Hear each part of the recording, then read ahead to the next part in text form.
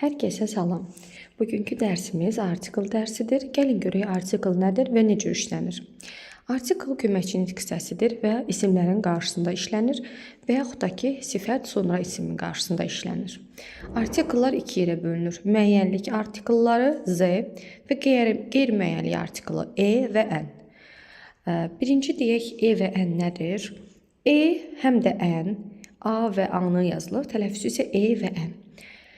Bir deməkdir. Yəni mənası birdir. Məsələn, I have a book. Mənim bir kitabım var. I have a son. Mənim bir oğlum var. Və təkdə və sayıla bilən isimlərin qarşısında işlədilir. Yəni E bir deməkdirsə, deməli təkdə olan isimlərin qarşısında işlədilir. Biz 5 kitaba a 5 books deyə bilmərik. Çünki E özü bir deməkdir. 1-5 kitab demək olmaz axı. Ona görə təkdə olan və sayıla bilən isimlərin qarşısında işlədilir. E samit səslə başlayan ismin, yaxud da ki sifət plus ismin, N isə sait səslə başlayan ismin və yaxud da ki sifət ismin qarşısında işlədilir. Bu nə deməkdir? Mən niyə samit sait hərf yox, samit sait səs yazmışam, onu izah edəcəm. Misallara baxaq. She is a teacher. Teacher isim, müəllim, T hərfi ilə, T səsi ilə başladığı üçün qarşısında E artikeli işləyir. Çünki samit səslə başlayır. İkinci, it is an apple. O bir almadır. Apple sözü A hərfindən yazılır. Səs olaraq apple, ədir və sait səs olduğu üçün qarşısında N artikeli yazılır. Ləman is a girl. Ləman bir qızdır. Girl sözü qız, G hərfindən başladığı üçün qarşısına E artikeli işlədilir. Sonuncu misala baxıram. This is an interesting book. Bu maraqlı bir kitabdır. Interesting sözü maraqlı, I səsi ilə başladığı üçün qarşısında N artikeli işlədilir. Deməli, dərsi yekunlaşdıraq. Əgər sözümüz, yəni ismimiz və yaxud da ki, sifət plus ismimiz, birinci sözə baxırıq. Əgər sait səslə başlayıbsa N artikeli, samit səslə başlayıbsa E artikeli işlədəcəyik. Misal gətirirəm özümdən E-yə aid.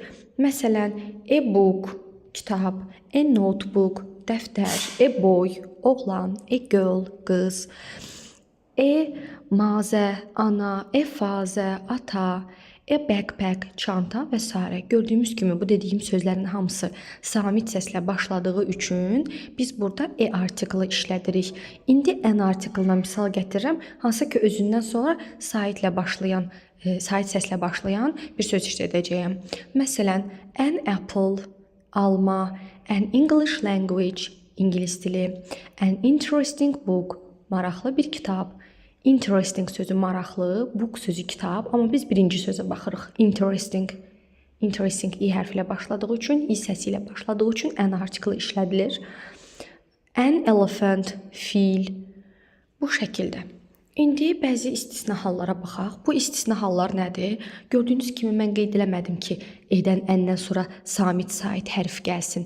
Mən qeyd elədim ki, samit və sait səs gəlsin. Bəzi sözlər var İngilis dilində. Yazılış olaraq sait hərflə yazılır, amma tələffüz olaraq samit səslə səslənir. Həmən sözlərin qarşısında biz E artikeli işlədəcəyik. Çünki artikel dərsində biz öyrəndik ki, səsə baxırıq, hərfə yox. İndi gəlin onlara baxaq. İstisna hallara baxaq.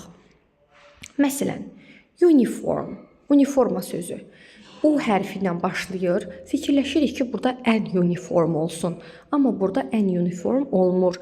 Ona görə ki, uniform sözünün tələffüzü uniform deyil, uniformdur. University, universitet, gördüyünüz kimi U hərfi ilə yazılır, amma U ilə deyildiyi üçün an yox, E artikeli işlədilir. Unit, union, Europe. Aha, axırıncı sözə baxıram. Biz hour sözünü keçmişik saat. Məsələn, 1 saat əvvəl, 3 saat sonra və s. A və sözü H-dan yazılır. Fikirləşirik ki, E artikeli işlənsin, amma tələffüz olaraq hour, saat. Ona görə bunun qarşısında N artikeli işlədilir. Yəqin ki, bura qədər hər şey aydındır. Sualınız olsa dərsdə verə bilərsiniz. İndi görək Z artikeli nədir? Z artikeli müəyyənlik artikelidir. Bu nə deməkdir? Deyirəm ki, otaqda bir qız var. Amma biz bilmirik də bu qız kimdir. Ona görə a girl, qız. Sonra deyirəm ki, qız gözəl və incədir. İkinci dəfə təkrar bir ismin işlədiriksə, artıq biz o ismi müəyyənləşdirmiş oluruq. Bu zaman ismin qarşısında E yox, Z artikeli işlədirik. İzah edirəm. There is a book on the table. Stolun üstündə kitab vardır. Stolun üstündə min dənə kitab ola bilər. Biz bilmirik hansı kitabdan söhbət gedir. Ona görə e-book. Stolun üstündə bir kitab vardır. Təzədən o kitabdan söhbət edirəm ki, kitab Saranınkidir. Artıq kitabı müəyyənləşdirirəm ki, hansı kitabdan söz gedir. The book is Sarah's. İkinci misala baxıram. This is a telephone. Bu bir telefondur. Bilmirik hansı telefondan söhbət gedir. Ona görə a telephone. Dalından cümlə qururam. The telephone is smartphone. Telefon ağıllı telefondur. Telefonla müəyyən olunduğu üçün ki, hansı telefondan söhbət gedir, bu zaman the telephone is a smartphone. Telefon ağıllı bir telefondur, yəni əldən işləyən, belə deyək. Üçüncü suala baxıram. Sarah has a new dress. Sarah'nın yeni bir donu var. Sarah'nın yeni donu var, amma Sarah'nın çox yeni donu ola bilər. Ona görə a new dress. Sonra deyirəm ki, yeni don mavidir. Yəni söhbəti elədiyim don mavidir. Bu zaman a dress yox, the dress deyirik. The dress is blue. Don mavidir. Dərsi yekunlaşdırım. Deməli, artiklar 2 yerə bölündü. Qeyri-müəyyənlik artiklı en, müəyyənlik artiklı z.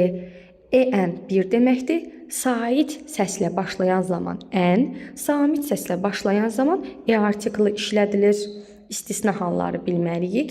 Çünki sözlərin tələffüzünə uyğun biz qərar verəcəyik ki, artiklımı işlənsin, en artiklımı işlənsin. Z artiklı isə əgər bir isim haqqında ilk dəfə danışılırsa, artiklından, en artiklından istifadə edirik. Bir isim haqqında, bir söz haqqında ikinci dəfə təkrar danışırsa, bu zaman z artiklı işlədirik. Ümidvaram ki, hər şey aydındır. Dərsimi dinlədiyiniz üçün təşəkkür edirəm. Bugünkü dərsimiz bu qədər. Hələlik.